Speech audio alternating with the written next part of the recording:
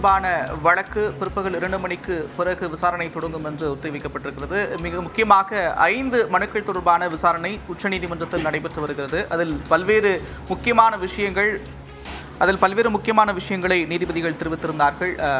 காரசார விவாதங்களும் நடைபெற்றிருக்கிறது. சிபிஐ விசாரணை கோரிய 2 மனுக்கள், அதே நேரத்தில் உச்சநீதிமன்றத்தின் ஓய்வு பெற்ற அல்லது தற்போது பொறுப்பில் இருக்கக்கூடிய நீதிபதி தலைமையில் ஒரு விசாரணை குழுவை அமைக்க வேண்டும் என்று தாவேக தரப்பிலும் கோரிக்கை முன்வைக்கப்பட்டிருக்கிறது.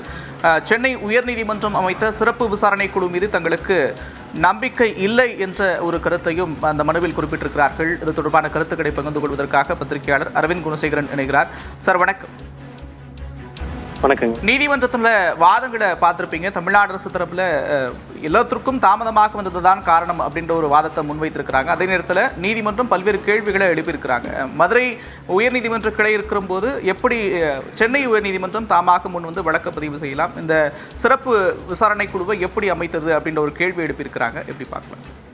சரிங்க. உச்சநீதிமன்றத்தை பொறுத்தவரை சென்னை உயர்நீதிமன்ற ஒரு நீதிபதி செந்தில்குமார் இந்த வழக்கை விசாரித்ததே தவறு. அவருடைய உத்தரவு சரியா தவறான்னு போறக்குள்ளார அவர் விசாரிச்சிருக்கவே முடியாது.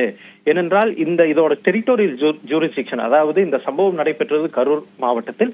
கரூர் மாவட்டமானது மதுரை உயர்நீதிமன்ற கிளையின் கீழ் தான் வருகிறது. எனவே சென்னை உயர்நீதிமன்றம் இதனை விசாரித்திருக்கவே முடியாது என்ற நிலைப்பாட்டை தான் உச்சநீதிமன்றம் எடுக்கிறார்கள். அதே போல தாவேகா சார்பில் ஆஜரான மூத்த வழக்கறிஞர்கள் கோபால் சுப்பிரமணியமும் சரி, அதே போல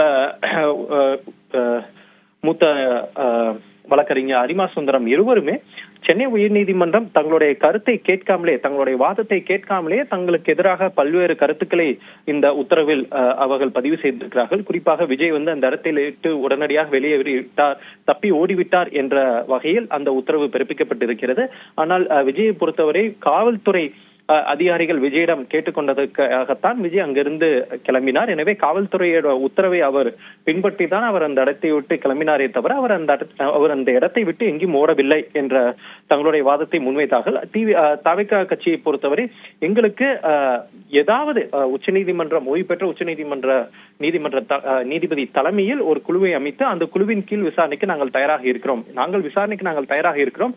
ஆனால் சென்னை உயர்நீதிமன்றம் அமைத்த இந்த எஸ்ஐடி, இந்த சிறப்பு விசாரணை குழுவை நாங்கள் ஏற்கவில்லை. அதுக்கு பதிலாக ஓய்வு பெற்ற உச்சநீதிமன்ற நீதிபதி தலைமையில் ஒரு குழுவை நீங்கள்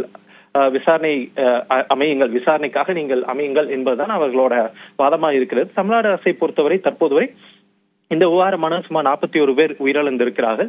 எனவே இந்த விவகாரத்தில் நாங்களும் தமிழ்நாடு அரசுக்கும் எந்த அமைப்பு விசாரித்தாலும் எங்களுக்கு பரவாயில்லை, ஆனால் நியாயமான நேர்மையான விசாரணை நடைபெற வேண்டும். இந்த சிறப்பு புலனாய்வு விசாரணை அமைப்பானது எஸ்ஐடி ஆனது நாங்கள் அமைக்கவில்லை, இதை சென்னை உயர்நீதிமன்றம் தான் அமைத்திருக்கிறது.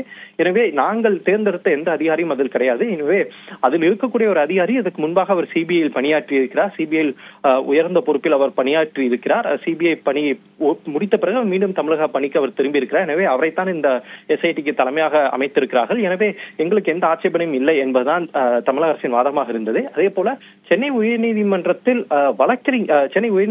வழக்கு பதிவு செய்தவர் சார்பில் மூத்த வழக்கறிஞர் விகாஸ் சிங் ஆஜரானார். அவருடைய வாதம் தான் இது. அதாவது விஜய் 41 பேர் உயிரிழந்திருக்கிறார்கள். தற்போது வரை அவர்களை நேரில் சென்று விஜய் தற்போது வரை பார்க்கவில்லை.